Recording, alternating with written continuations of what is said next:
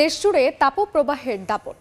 আবহাওয়া অফিস বলছে কাল বাড়তে পারে আরও তাপমাত্রা। সবশেষ খবর জানাতে রাজধানীর চন্দ্রিমা উদ্যানে আছেন রিপোর্টার শাকির আহমেদ এবং কুষ্টিয়ার পৌরসভা চত্বরে আছেন এস.এম. রাশেদ।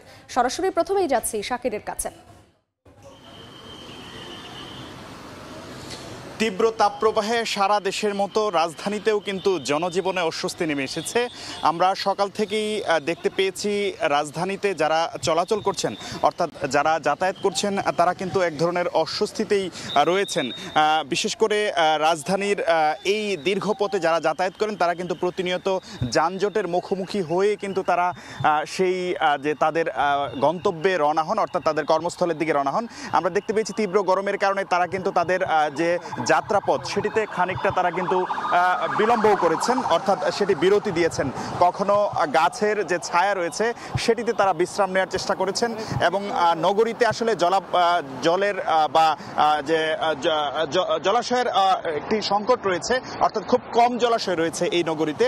তারপরেও যেখানেই আসলে পানির একটু উৎস আছে সেখানেই কিন্তু আসলে বিশেষ করে ছিন্নমূল মানুষ, বিশেষত আমি যদি বলি পথশিশুরা কিন্তু সেখানে একটু আসলে জলের যে স্বাদ সেই স্বাদ নেওয়ার চেষ্টা করছেন বা তারা সেটিতে গা ভাসিয়ে যে তীব্র তাপ প্রবাহ সেটি থেকে তারা নিজেদেরকে আসলে রক্ষা করার জন্য চেষ্টা করছেন।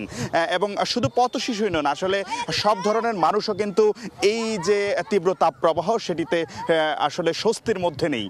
আর যদি বলতে যাই যে আবহাওয়ার পূর্বাভাস, আবহাওয়া অফিসও কিন্তু তেমন কোনো স্বস্তির খবর দিতে পারছে না। অর্থাৎ আবহাওয়া অফিসও কিন্তু বলছে যে আগামী কয়েকদিন এই অর্থাৎ পুরো এপ্রিল মাস জুড়েই কিন্তু এই তাপ প্রবাহ থাকবে। পাশাপাশি আগামীকাল এবং এর পরের দিন অর্থাৎ বুধ এবং বৃহস্পতিবার তাপমাত্রা বাড়তে পারে, এমন সতর্কবার্তাও কিন্তু আবহাওয়া অফিস দিয়েছে।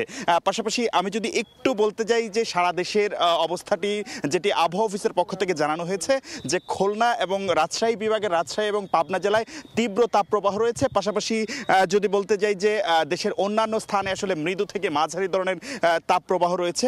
সব মিলিয়ে আসলে পুরো দেশই আসলে তীব্র তাপপ্রবাহের কারণে আসলে অস্বস্তিতে আছেন জনসাধারণ। তো শুধু ঢাকা নয়, ঢাকার বাইরে বিশেষত খুলনা বিভাগেও কিন্তু তীব্র তাপপ্রবাহ বয়ে যাচ্ছে। আবহাওয়া অফিসের তথ্য অনুযায়ী সেই খুলনা বিভাগে তীব্র তাপপ্রবাহের খবর জানবো চলে যাচ্ছি কুষ্টিয়া, সেখান থেকে যুক্ত হচ্ছেন সহকর্মী এস.এম. রাশেদ। কুষ্টিয়ার উপর দিয়ে বয়ে যাচ্ছে তীব্র তাপপ্রবাহ। ইতিমধ্যেই কিন্তু সকাল থেকে এখন পর্যন্ত প্রায় 39 ডিগ্রি সেলসিয়াস বিরাজ করছে শুধুমাত্র কুষ্টিয়ার উপরে, এবং এই বেলা বাড়ার সাথে সাথেই কিন্তু বৃদ্ধি পাবে এই তাপ প্রবাহ বলে আমাদেরকে জানিয়েছেন কুমারখালী আবহাওয়া অফিস থেকে।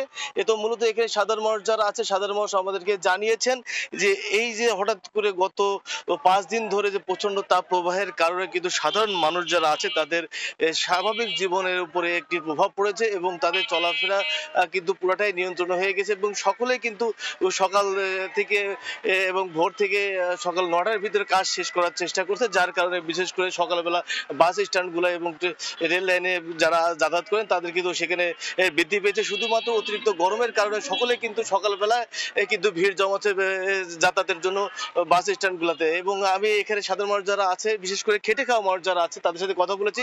তারা আমাদেরকে জানিয়েছে যে তারা আসলে বাধ্য হয়ে ভোরবেলায় তারা কাজ করার জন্য বেরোয় এবং সকাল 10টার ভিতরে তারা তাদের কাজকর্ম শেষ করে কিন্তু তারা এখান থেকে সরে যায়। এবং এছাড়া আমরা সাধারণ মানুষ যারা আছে তারা আরো জানিয়েছেন যে মূলত যারা লোকজন যারা আছে তারা যাতে স্বাভাবিকভাবে চলাফেরা করতে পারে তার কারণে কিন্তু তারা নানা ধরনের এখানে ব্যবস্থা করেছেন। এবং এছাড়া আমি কুষ্টিয়া জেলা প্রশাসনের সাথে কথা বলেছি, তিনি আমাদেরকে জানিয়েছেন সাধারণ মানুষের যারা আছে তাদের স্বাস্থ্য সচেতনতার জন্য কিন্তু নানা ধরনের উদ্যোগ গ্রহণ করেছেন। এবং বিভিন্ন জায়গায় কিন্তু ইতিমধ্যে জেলা প্রশাসন এবং কুষ্টিয়া সিভিল সার্জন অফিস থেকে কিন্তু লিফলেট বিতরণ করেছে এবং সামাজিক মাধ্যমে কিন্তু তারা নানা ধরনের প্রচারণা চালাচ্ছেন। আমি এখানে কুষ্টিয়ার যে আবাসিক মেডিকেল অফিসার আছে সদর হাসপাতালে, তিনি আমাদেরকে জানিয়েছেন যে অতিরিক্ত গরমের কারণে কিন্তু হাসপাতালেও কিন্তু তাদের এখানে যে পরিমাণে সিট সংখ্যা তার থেকে কিন্তু 4 গুণ রোগী কিন্তু তাদেরকে চিকিৎসা দিতে হচ্ছে। তো কুষ্টিয়া থেকে তাপপ্রবাহ নিয়ে এই ছিল আমার কাছে সর্বশেষ। তীব্র তাপপ্রবাহের খবর জানতে সরাসরি ছিলাম কুষ্টিয়াতে, তার আগে ছিলাম রাজধানীর চন্দ্রিমা উদ্যানে।